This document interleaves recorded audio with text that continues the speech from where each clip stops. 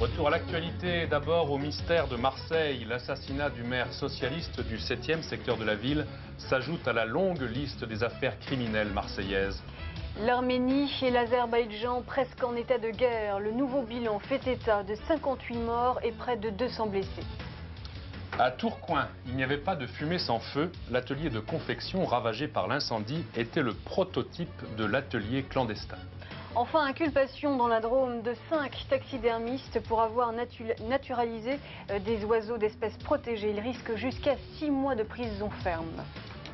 Abattu hier soir au volant de sa voiture, le docteur Péchard, maire socialiste du 7e secteur de Marseille, est mort comme un voyou, disent aujourd'hui incrédules bon nombre de Marseillais. Les enquêteurs n'excluent pour le moment aucune piste, magouille politique ou histoire sentimentale. On parle beaucoup sur la Canebière, en tout cas un meurtre peut-être à rapprocher d'autres affaires criminelles survenues dans le milieu hospitalier marseillais. Daniel Jamet. Place Durand à Sainte-Marthe, hier soir, peu avant minuit. Jean-Jacques Péchard sort du restaurant Le Refuge et tombe dans un guet-apens. 2 hommes, vraisemblablement masqués et armés de fusils à pompe, attendent le maire du 7e secteur de Marseille dans un véhicule. Ils tirent, la voiture de leur victime fait une embardée et s'écrase contre un mur. Jean-Jacques Péchard est pratiquement mort sur le coup. Les témoins du meurtre sont rares, mais les enquêteurs établissent tout de même des portraits robots. Et dans le quartier même, la rumeur rappelle l'assassinat il y a quelques mois du directeur de la Polyclinique Nord, où travaillait aussi Jean-Jacques Péchard. Ce matin, les mairies d'arrondissement comme l'hôtel de ville étaient gardées par la police. Une cellule de crise se serait constituée dans la nuit. Oui, et le docteur Péchard avait eu pour guide en politique Gaston Defferre. Il figurait maintenant parmi les fidèles de Robert Vigouroux. Il était donc maire des quartiers défavorisés du nord de Marseille, 14e et 15e arrondissement, et avait pour objectif de faire baisser la délinquance. On lui connaissait par ailleurs, on croyait lui connaître, une vie privée compliquée. Pour mieux comprendre sa personnalité, le portrait Daniel Jamet. Chirurgien de son état, Jean-Jacques Péchard était entré au conseil municipal de Marseille en 1974. Il devait y assumer pendant 3 ans, de 83 à 86, la charge de délégué à la protection médicale et à l'hygiène. Jean-Jacques Péchard comptait parmi les fidèles de Gaston Defferre et à la mort de celui-ci, il a opté sans hésiter en faveur de Robert Vigouroux. Élu en mars 1989 sur la liste majorité marseillaise conduite par Robert Vigouroux, Jean-Jacques Péchard avait subi, comme lui, les foudres du PS des Bouches-du-Rhône. En tant que maire du 7e secteur de Marseille, son action était résolument tournée vers les populations défavorisées. Il était notamment à l'origine d'un relais du cœur, une sorte de supermarché où les bénéficiaires du RMI peuvent acquérir un repas au prix symbolique de 1 franc. Enfin, dans le cadre de ses responsabilités municipales, Jean-Jacques Péchard était l'un des 4 membres élus de la commission d'urbanisme de la ville. Sur le plan professionnel, le chirurgien Péchard exerçait désormais exclusivement à la clinique Florence. Il avait opéré quelquefois par le passé à la Polyclinique du Nord, mais selon les gérants de l'établissement, il n'en était pas actionnaire. Le nom de Jean-Jacques Péchard avait été évoqué par contre à propos d'un autre fait divers, la disparition de sa secrétaire il y a 5 ans. Cette affaire n'a jamais été élucidée. Et coïncidence ou pas, quasiment au même moment à Marseille, un règlement de compte a eu lieu hier soir dans la clinique Rosemont. 3 personnes ont été blessées, dont l'une très sérieusement. Il s'agit de Jean-André Simeoni, connu des services de police. Ce meurtre intervient après la mort de plusieurs individus tout aussi habitués de l'hôtel de police. Les enquêteurs n'expliquent toujours pas l'agitation qui règne en ce moment dans le milieu marseillais. L'actualité à l'étranger à présent. Dans le Caucase, aujourd'hui, les troupes soviétiques envoyées donc par Moscou se sont déployées pour tenter de stopper les affrontements entre Azéris et Arméniens. Des affrontements qui, selon un nouveau bilan officiel publié ce soir par Moscou, auraient déjà fait 58 morts et près de 200 blessés. Oui, malgré l'instauration de l'état d'urgence, malgré la présence de plus de 10 000 soldats soviétiques, la situation demeure explosive. En Arménie, plusieurs dépôts d'armes ont continué à être attaqués par des manifestants. Le point de la situation avec Elisabeth Kilidjan. Au terme du 2e jour d'état d'urgence dans le Caucase, la situation reste explosive. Un nouveau bilan des victimes fait état de 58 morts et 169 blessés.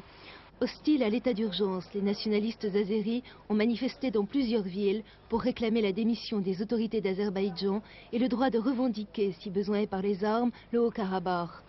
Pour entraver la progression des chars soviétiques vers le centre de Bakou, les habitants dressent des barricades avec des voitures. En quelques jours, 1 millier d'appartements où résidaient des Arméniens ont été saccagés et pillés. L'un des 2 émissaires du Kremlin à Bakou a négocié durant 2 jours avec le pouvoir local l'ordre de tirer sur les auteurs de violences contre les Arméniens. 5000 d'entre eux ont quitté Bakou dans les dernières 24 heures et l'exode massif continue par la mer vers la Géorgie ou l'Arménie. À Yerevan, où 1500 réfugiés arrivent chaque jour, traumatisés, rescapés, hébétés ou révoltés des pogroms, 70 000 personnes ont manifesté hier soir contre l'état d'urgence dans la région de Goris, zone stratégique par où l'on achemine toute l'aide arménienne au Nagorno-Karabakh. Aux frontières du Haut-Karabakh, les combattants affluent. Près de 2000 hommes armés d'artillerie lourde auraient pris position dans la montagne, déterminés à entraver l'arrivée des troupes d'interposition soviétiques. Autour de villages arméniens encerclés, les combats font encore rage ce soir. D'autres images de l'actualité à l'étranger, elles sont commentées pour nous par Laurence Piquet.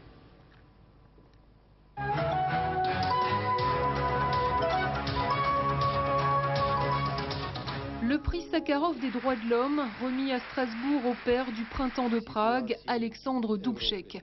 Aujourd'hui, président de l'Assemblée tchécoslovaque, il appelle l'Europe à soutenir les réformes de Gorbatchev.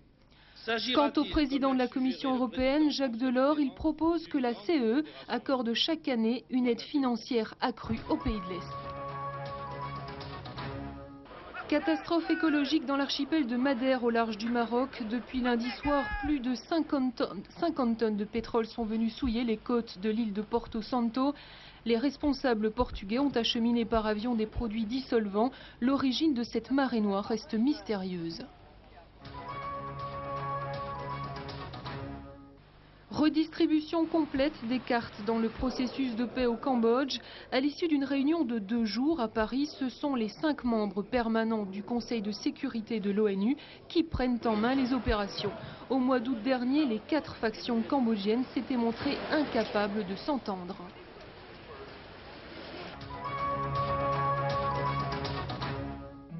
Enfin, Rostropovitch et sa femme retrouvent la citoyenneté soviétique par décret du Soviet suprême. Exilé depuis 1974, le violoncelliste retournera le mois prochain en URSS pour effectuer une série de concerts. Il ne sera satisfait, dit-il, que lorsque Solzhenitsyn, lui aussi, sera rendu à son peuple. Selim Oss, le Premier ministre musulman du Liban, veut remplacer un grand nombre d'ambassadeurs libanais, et notamment celui de Paris. Monsieur Fouad Turk, un homme proche des thèses du général chrétien Michel Aoun. Oui, cela fait maintenant depuis une semaine que des partisans du général Aoun occupent l'ambassade du Liban à Paris. Pour le moment, les autorités françaises n'entendent pas intervenir. Jean-Marc Pitt. Cela fait maintenant une semaine que les partisans du général Aoun occupent l'ambassade du Liban à Paris. Ils protestent ainsi contre la décision du Premier ministre Selim Oss de remplacer les ambassadeurs actuellement en poste dans les pays occidentaux par des diplomates prétendument pro-syriens. Le personnel de l'ambassade, en congé forcé, a abandonné les locaux de la rue Copernic aux manifestants. Ici, c'est le bureau de l'ambassadeur du Liban. Cette nuit, Fouad Turk, l'actuel ambassadeur, a informé ces drôles de squatters que Selim Oss avait demandé au ministère des Affaires étrangères français de les évacuer par la force si nécessaire. Selim Oss, d'abord, nous ne le reconnaissons pas en tant que gouvernement. Il n'a aucun droit de demander de nous déloger de notre territoire. Nous resterons ici, nous sommes à l'ambassade depuis une semaine, nous resterons le temps qu'il faut. Une seule personne dans le monde pourra nous faire sortir de cette ambassade, c'est Michel Aoun en personne. Vous avez eu Michel Aoun au téléphone ce matin? Nous avons eu le général Aoun, notre commandant en chef et notre Premier ministre au téléphone ce matin. Et quel est exactement son message? De tenir jusqu'au bout que nous sommes responsables du front de Soul Gharb à Paris. L'affrontement entre les CRS et les Libanais de Paris semble ce soir évité. Roland Dumas, le ministre des Affaires étrangères, a démenti aujourd'hui avoir reçu une telle demande de Selim Oss. Les partisans d'Aoun dormiront certainement ce soir encore rue Copernic.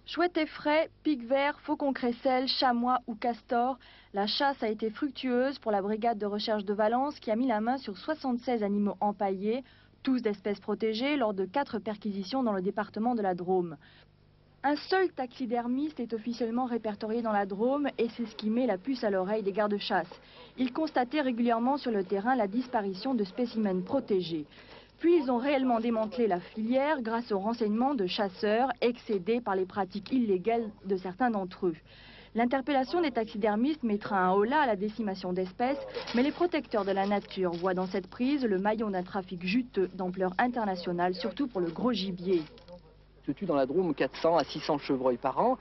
Or, le ou les 2 taxidermistes officiels déclarés honnêtes du département de la Drôme en naturalisent quelques dizaines. Donc où passent les autres? Les 5 taxidermistes clandestins ont été laissés en liberté sous contrôle judiciaire. L'enquête de la gendarmerie se poursuit. Voici à présent le tour de France de l'actualité avec les images des 25 stations de la 3 et les commentaires de Nathalie Ether.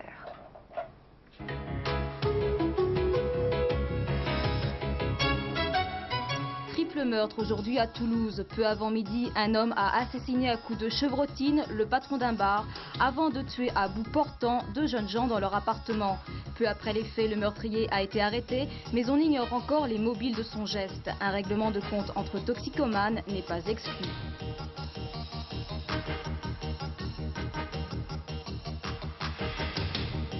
Le RPR ne soutiendra pas la liste de Michel Mouillot à l'élection municipale partielle de Cannes. En mars 89, Michel Mouillot, UDF-PR, était élu de justesse, mais le scrutin a été invalidé en raison de tracts diffamatoires envers Anne-Marie Dupuis, maire sortant RPR. Aujourd'hui, le RPR estime que Michel Mouillot n'a pas respecté ses engagements. Il ne soutiendra donc aucune liste le 28 janvier prochain.